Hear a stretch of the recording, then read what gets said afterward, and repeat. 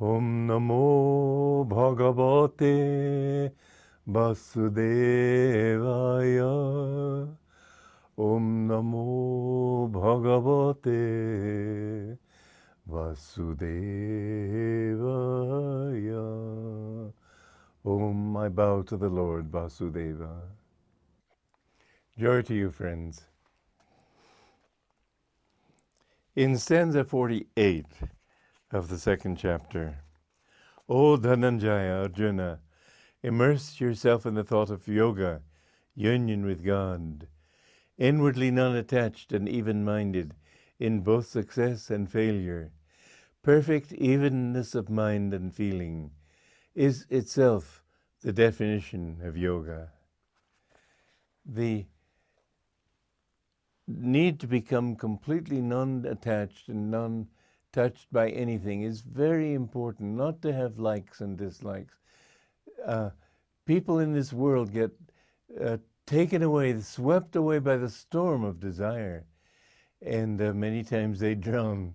As a result of it, they get swept out to sea, you might say. The thing is that we need to get what we have, but don't feel it's mine. Don't feel you need certain things you need to eat. You can't say, well, I'm going to be completely non-attached. I'm going to stop eating. Some people have done that. It's foolish. You have to accept that you have certain things to do in this world. You might as well not feel that you can't buy anything, because that would be a sign of attachment. Buy it, but don't be attached. Do what you have to do. Don't be attached.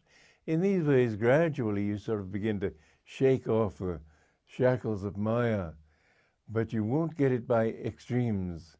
So moderation in all things, but not to have likes and dislikes, not to involve your feelings. That's the most important thing of all. The feelings are actually virtually, you might say, the definition of consciousness. To be able to reason the thing through, I've said this before, is not a sign of consciousness. The computers can do that, but computers will never have consciousness. Computers can figure out problems better than you can and faster than you can, but they won't do it consciously. It's a matter of just mathematical equations and so on. And nor will any computer ever be able to say, I feel this way. That thought of I is placed in every atom of creation by the fact that everything is a manifestation of the one self. When you merge into God, you still have that sense of self. That's why in the scriptures they write the S with a large S, a capital S. Whether they do it in Sanskrit, I can't say, but that's the way it is written in English. Self-realization is different with a large capital from self-realization with a small capital. Self-realization just means realizing your position in the world as an ego, your desires as an ego, your talents as an ego, your whatever you're able to do, self-actualization, you might say, or self-esteem. These are all good up to a point because they can help you to turn all your energies in one direction, most of your energies in one direction for a while. But they won't give you bliss, and they won't give you permanent success, because finally you don't like them. Whatever you get in this world, sooner or later you'll tire of it. Whatever success you have, not only will it finally turn to failure, bound to, because everything has its opposite, but you yourself will get tired of it. The goal of life is finally to know that you are one with the infinite bliss. And so Krishna is saying to Arjuna, be non-attached to good, evil, likes and dislikes, failure, success, all these things of the world. Does it mean you should turn away from everything with a yawn? Oh dear, another $1 million. No, he doesn't mean that. He means that whatever you get, use it for good, first of all. If you have money and have the good karma, and I don't know that I can always call it good karma, but let us simply say if you have the karma to become rich, then remember to share it with other people.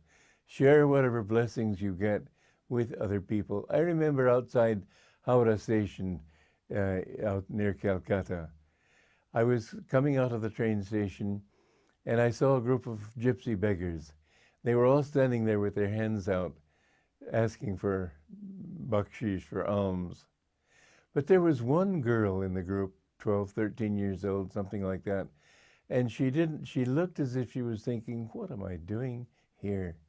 She looked as if she'd been a wealthy person or even a queen, and she felt that, what am I doing in these circumstances?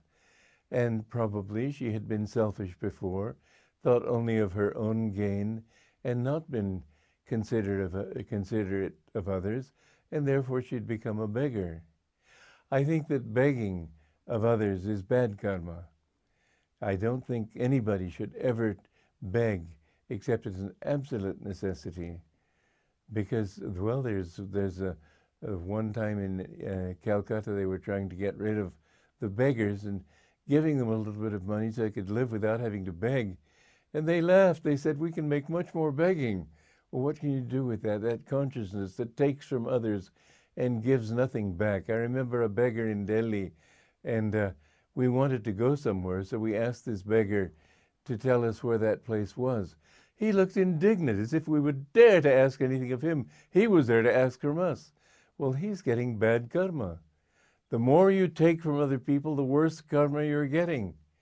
But the more you share with others, whatever it might be, there is a beautiful story of Tagore's, of how this man was a beggar, and he saw this chariot of the king coming, and he was so thrilled that maybe now I can get lots of money, and the chariot stopped in front of him, and he thought, oh, now I can get all my desires fulfilled. And he held his hand out, and the king said to him, what have you to give to me? And the beggar was so ashamed. He had a tiny little naya paisa in his pocket, a tiny little coin, and gave him a little grain of that, whatever it was. I think it was a grain of rice, actually, not money. Gave him a grain of rice. And then the end of that day, when he emptied his little pocket of whatever it was he'd gained, he saw that there was one tiny little grain of gold. And he thought, oh, if only I had given him everything I had. But whatever you give to God, he will give to you, and 100-fold. So, and whatever you give to other people in God's name, he will replenish. The more you give to others, the more you share with others, not foolishly, but intelligently. I've often noticed and thought about how movie actors in the early 30s in America were very generous with their money because they had so much they'd give it away freely, but to people who would use it for wrong purposes, and they died in penury. I've realized from that it's important that when you give conscientiously, you give with a feeling that you're helping somebody and not hurting him with a superfluity of just money. And if you do give in the right spirit and give to God in the act of giving to others, you will find that he will take care of you. And you will attain that yoga. Yoga is, in fact, as Krishna says here, yoga is even that neutralization of all feelings. Of your mind is calm, your feelings are calm. That is yoga. You don't have to attain something outside yourself. You become that. Yoga means union. Union of the lower self with the higher self. Joy to you.